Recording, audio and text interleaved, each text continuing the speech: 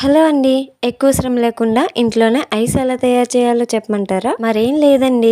ఏం లేదన్నానని video skip చేసేకండి. అప్పుడప్పుడు ఇంట్లోకి డ్రింక్ బాటిల్స్ తెస్తూ ఉంటాం కదండి. చివరికి వచ్చేసరికి గ్యాస్ ఉండదు, అంత టేస్ట్ కూడా ఉండదు. అలాంటప్పుడు ఇలాంటి ఐస్ మౌల్స్ లో గానీ గ్లాసుల్లో గానీ వేసి డీ ఫ్రిడ్జ్ లో పెట్టుకుని తినాలనుకున్నప్పుడు ఒక్కొక్కటిగా తీసుకుని తింటే సరిపోతుంది. పిల్లలకి అవి తినకూడదు ఇవి తినకూడదు అని చెప్తాం కదండి. వాళ్ళ సరదాలను ఎందుకండి పోగొట్టడం? అప్పుడప్పుడు ఇలా చేసి ఇచ్చారంటే వాళ్ళకి సంతోషంగా ఉంటుంది. ఫ్రిడ్జ్ నుంచి తీసిన వెంటనే ఐస్ రాదు కదా, అటువంటప్పుడు కొంచెం వాటర్ లో ముంచి ఇలా రౌండ్ గా తిప్పి తీసామనుకోండి, చాలా ఈజీగా అయితే వచ్చేస్తుంది. ఈ పిల్లలు ఐస్ కావాలని పేచి పెడుతున్నారు. మరి లేట్ ఎందుకు? ఇంట్లో డ్రింక్ ఉంటే ఇలా చేసేయండి. ఈ ఐస్ మౌల్ ఆన్లైన్ లో తీసుకున్నానండి. లాస్ట్ ఇయర్ తీసుకున్నాను అనమాట. చాలా బాగుందండి క్వాలిటీ కూడా.